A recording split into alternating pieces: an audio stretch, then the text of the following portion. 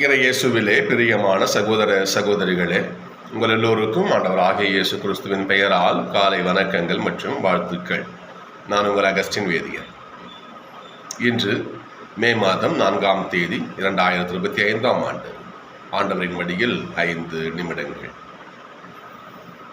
விவிலியத்திலே விசுவாசத்திற்கு மிக மிக முக்கியத்துவம் கொடுக்கின்ற நூல்களிலே யோபு ஆகமம் மிக பெரும் பொக்கிஷம் சொல்லலாம். யோபு செய்கின்ற முடிவு கடவுளுடைய பெரும் ஆசீர்வாதத்தை அவருக்கு பெற்றுக் கொடுக்குது.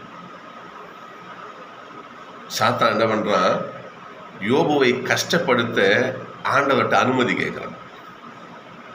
ஆண்டவர் யோபு நினைத்து பெருமை கொள்கிறார். யோபு என் பிள்ளை, எப்படி இருக்கான் பாரு என் பிள்ளை.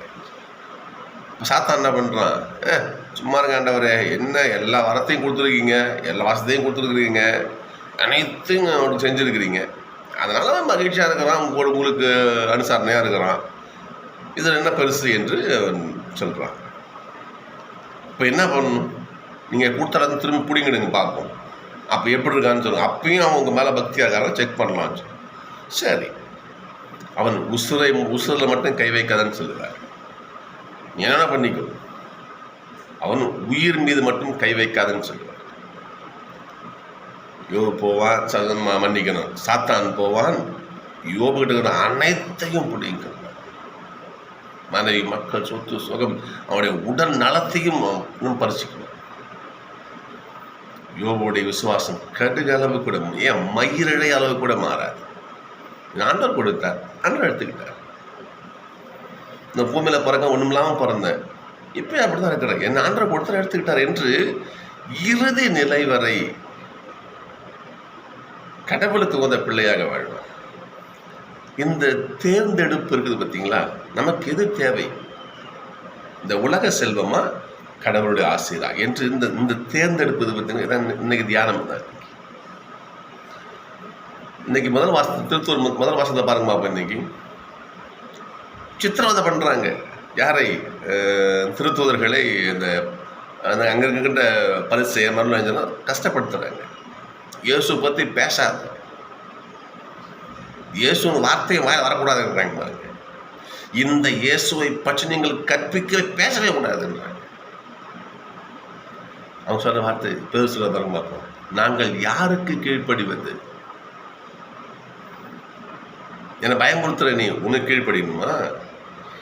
கடவுள் சொல்லிட்டு போயிருக்காரு, உலகின் எல்லை வரை நற்செய்தி அறிவின்னு சொல்லிட்டு. யாருக்கு கீழ்ப்படிவது?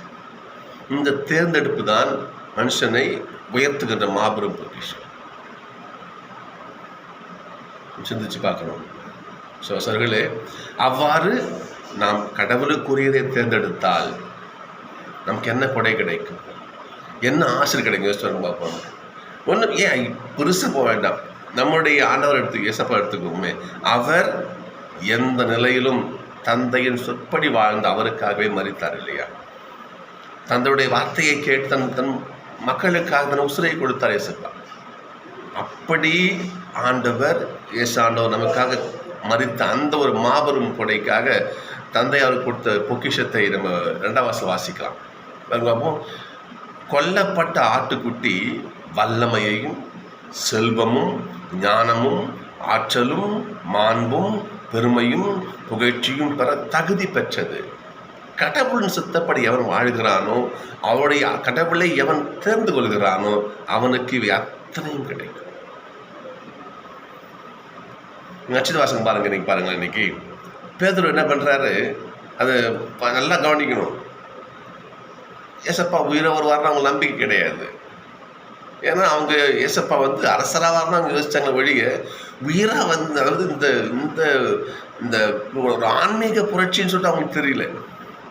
ரோமை அடிமைத்தனம் மாறும்னா அவங்க நம்புறாங்களே வழிய, இந்த இதில் அவங்க அந்த விசுவாசம் கொள்ள இன்னும் கூட இருந்தாங்க. அவ்வளோதான்.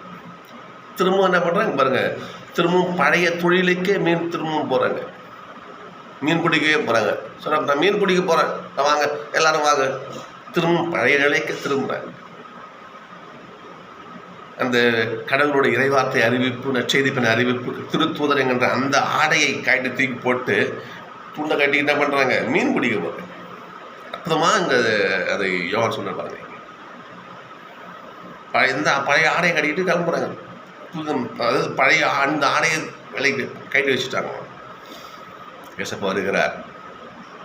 யோவான் சொல்றாரு பாருங்க, அங்கே நிற்பவர் ஆண்டவர் தான். ஆண்டவர் உயிராக பார்க்குறாங்க. திரும்பவும் தன் ஆடையை அவர் அணிந்து கொள்கிறார். எப்படி பழைய நிலையை திரும்பவும் பேதுரு பெற்றுக்கொண்டு என்ன பண்ணுறாரு, ஆண்டவர்கிட்ட வர்றார். ஆண்டவர் இந்த திருச்சபையின் ஆடுகளை மேய் என்ற மாபெரும் பாக்கியத்தை பேதுரு கொடுக்கிறார். சகோதரர்களே, நாம் கடவுளை தேர்ந்து கொண்டால், கடவுளுடைய பணியை தேர்ந்து கொண்டால் நமக்கு ஆண்டவரை ஆசைக்கு குறை கிடையாது. செஞ்சு பாருங்க. கடவுளை நம்பியோர் கைவிடப்படார். அவனன்றி ஒரு அணுவும் அசையாது. எனவே சகோதரர்களே, நாம் வாழ்ந்த காலத்திலே கடவுளை தேர்ந்தெடுப்போம், வாழ்வோம். நான் சொல்லுவேன்.